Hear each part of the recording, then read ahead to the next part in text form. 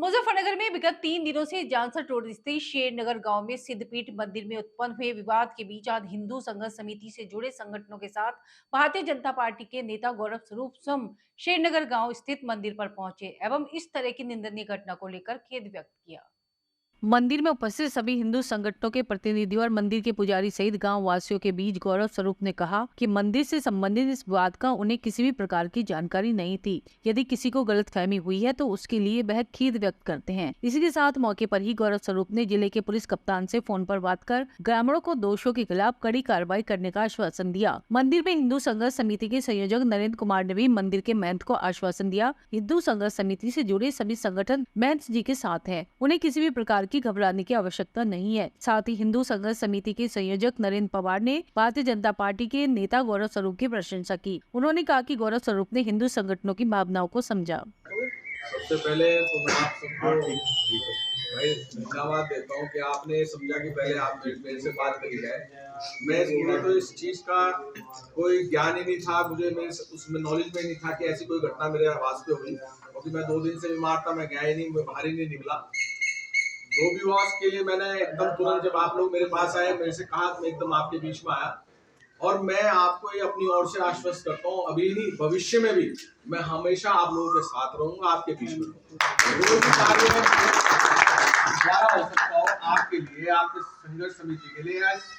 मंदिर, क्योंकि मेरे संस्कार मुझे मेरे पिताजी से मिले हुए, हमने कभी ये चीज सीखी नहीं। मंदिर की यहाँ तक बात है, मैं तो पहले भी आया, स्वामी जी ने मुझे बुलाया, राम जी की जन्मदिन पे यहाँ पे शोभा यात्रा में मैंने यहाँ पर आया था, तो मैं तो उस दिन से उनका एहसान मानता हूँ। सिर्फ मुझे ही बुलाया था और शायद किसी को बुलाया नहीं था। तो मैं तो सपने में भी नहीं सोच सकता कि इस तरह की घटना मेरे आवाज पे हो गई। और मैं आप लोगों को आश्वस्त करता हूँ, मुझे अगर कहीं चलना भी पड़ा कप्तान साहब के पास, मैंने अभी बात भी करी, मुझे चलना ही पड़ा, मैं चलूंगा आप लोगों के साथ, जो भी काम है। मंडी का फोन आ गया, वो यूँ कह रहे कि कितनी देर में आएंगे, मेरे ऑफिस में काम चल रहा, मैंने उन्हें कह दिया कि आधे घंटे के अंदर आपके पास पहुंच जाएंगे, आप जाके मिलो। महाराज जी के साथ यहाँ कुछ असामाजिक तत्वों ने हरकत करी, महाराज जी ग्रामीणों के साथ चेयरमैन साहब के यहाँ पहुंचे, ये अस्वस्थ थे, तो वहां पर कुछ जो आरोपी पक्ष के कुछ असामाजिक तत्व नेतागण के क्षेत्र में पहुंचे, उन्होंने इनके साथ वहाँ दुर्व्यवहार किया। उसका आज गौरव जी ने खेत भी प्रकट किया आप लोगों के बीच में, ये बहुत अच्छी बात है कि उन्होंने खेत भी प्रकट किया, उनके घर पे इस तरह की घटना हुई, उनके संज्ञान में नहीं था, तो उन्होंने खेत भी प्रकट किया आप लोगों के बीच में।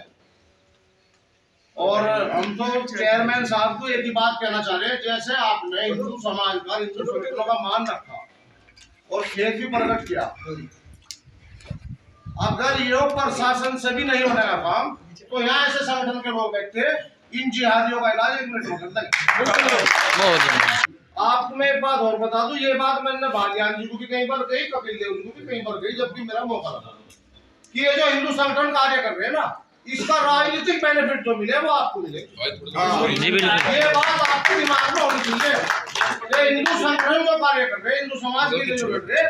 उसका राजनीतिक बेनिफिट आपको प्राप्त हो रहा। आज चेयरमैन के रूप में आपने प्राप्त करा, कपिल देव जी ने विधायक और मंत्री के रूप में प्राप्त कर लिया, बालियान जी ने सांसद और केंद्रीय मंत्री के रूप में प्राप्त कर लिया, और भी हमारे जनप्रतिनिधि बैठे, हमारे बीच में हमारे जिला पंचायत सदस्य बैठे, हमारे भाई, इन्हें भी पता, राजनीतिक फायदा तो आप लोग ले रहे। हिंदू संगठन तो ये आपके लिए लड़ रहे, मर रहे, हिंदुओं को जगा रहे, हिंदुओं को इकट्ठा कर रहे, उसका राजनीतिक फायदा आप लोगों को मिल रहा। तो आपके यहाँ, आपके घर में, आपके मन में सबसे पहले अगर स्थान होना चाहिए तो वो संत समाज का, हिंदू संगठन होना चाहिए।